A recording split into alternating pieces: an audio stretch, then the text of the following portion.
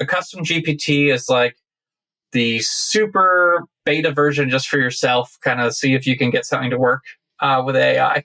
Then like the next step up is like MindPal to create like a multi-agent workflow that maybe does the work for you in the background. And you could stop right there with either one of those. You could stop right there. Like there's a lot of benefit to just ChatGPT because it's like $20 a month for a professional thing. Share it with a bunch of people. That's great. MindPal, it's kind of the next step up, but like you can create these like multi-step agent workflows that can do a lot of the work in the background for you, which is wonderful. Like I've been able to save thousands upon thousands of hours a week with MindPal alone. The old Thomas guide map in their car, we're proud of it. The updated Thomas guide, bro. Right? So I mean, just that advancement, and now like I don't even know. If you're a real estate professional, like you really gonna make a CRM? You don't need to. The ones out there are better. Just use Follow Boss. But I can do that. Do you know what you do if you want to know what to build? Go into ChatGPT. I'm a realtor. I have a real estate team. I can build any application that I want. What are some applications I can build? Then rinse and repeat that for any market. Over. What's that thing? I mean, you could do that like a guy like me could do that in any different market. Like that'd be perfect for you with real estate. But like someone like me, I'm not in real estate, but I could apply it to some other market, or if there's someone else that's listing, maybe they're in something else. Maybe they're a veterinarian and they're like, I'll make some tools for veterinarians. And then they can use Bolt or MindPal to make some tools really easily. Use ChatGPT to tell them what to make. Well, I mean, MindPal to make a tool really just to make input and output. Right now, yeah. Yep. I mean, that's a question for myself because, I've been talking to the founders of MindPal. I think I shared this with you, but to share it with our listeners. And like, they just want to see us automate everything. Mm-hmm. His name is Tan, right? Tan and Tom, I think. So like they're from Vietnam. Yeah, they're really smart. Like, yeah, real smart. Besides just the marketing aspects, like this is the prompt I did. I'm like pulling my face off because I'm so interested.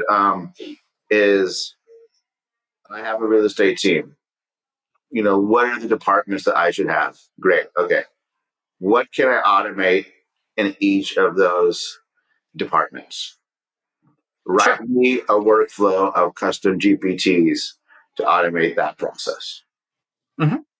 Is that how you're looking at it, right? Yeah, I mean that would be a perfect use case to not only create custom GPTs but then MindPal things. I think of like a custom GPT as like the super beta version just for yourself, kind of see if you can get something to work with AI. Sure. Then like the next step up is like MindPal to create like a multi-agent workflow that maybe does the work for you in the background. And you could stop right there with either one of those. You could stop right there. Like there's a lot of benefit to just ChatGPT because it's like $20 a month for a professional thing. Share it with a bunch of people. That's great. MindPal, it's kind of the next step up, but like you can create these like multi-step agent workflows that can do a lot of the work in the background for you, which is wonderful. Like I've been able to save thousands upon thousands of hours a week with MindPal alone. And then you throw on Bolt, which could, once you figured out something that's working really well in ChatGPT or in MindPal, then you turn it into a software application in Bolt. And that software application you could use as a lead magnet. You could sell it. You could, charge people like a monthly subscription to use it. There's a lot of different things you can do with software. And the beautiful thing about software is extremely valuable. Software companies sell for really high multiples, and it's based off of revenue, not profit. Yes. So it's fascinating. I think Perry said that software companies sell for 6 times revenue. That's crazy. Yes, it's crazy. It's crazy. The multiples of software is so much more. I mean, so many real estate companies want to be deemed a software company so they can make more money. I mean, it has a lot of possibilities, and it's now putting in the hands of the everyday guy like you and me. Mm-hmm. It's absolutely fascinating. Yeah, it's absolutely fascinating. It is. going to do something to everything. And this is the worst it's going to be. Like, this is brand new technology. Like this is only going to get better. So it's really exciting to see what else happens to Bolt, and what's the Bolt killer that will come out next month that'll make Bolt look like child's play. It's going to happen because that's how it always happens, especially with AI right now. It's like there was that releases and we think it's amazing, and then, V0 was what we were talking about at Driven, and we thought Perry thought that was great, and then Perry and I were like, how are we going to teach people how to actually upload this stuff to a server and host it and all that? And so we were trying to figure out how we were going to do that. And then we find Bolt and went off to the races because it was just so easy to use. So, Perry found Bolt and we ran with it because it's just so much easier than teaching someone how to configure a server and upload all these files and all this kind of stuff. And that's the thing, dude, is there's ways to make money for people out there. Mm-hmm.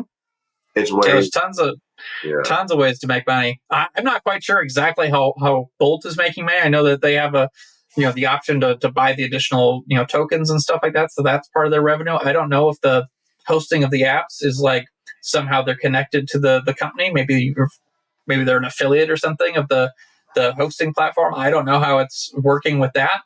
But that seems like the next step. If you were to create a tool like this, either have the hosting platform yourself that you could charge people the monthly because you'd get it, or do some sort of affiliate deal that would pay out a big payout for new customers or recurring subscription revenue on it. Yeah, I mean, dude, I just don't even know. I have to get in ChatGPT after this and see all the things I can build. Have you talked to anybody? Because sometimes I think about this. Have you? Terry probably knows this.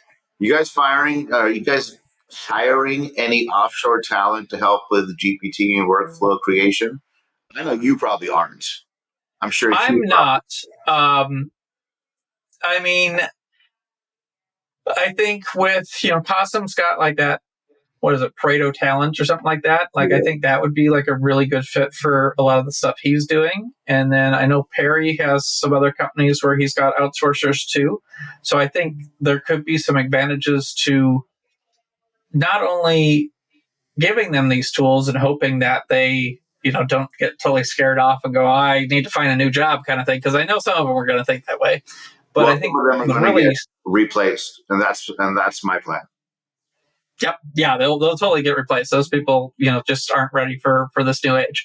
But I think there's a benefit to the people that see I can create all these different tools that would, automate things. There's even tools that we haven't talked about. We haven't talked about Cheat Layer to your audience. And that's a tool that can do a lot of automation stuff. It's pretty nerdy. It's pretty technical to use. And, I struggle with it sometimes.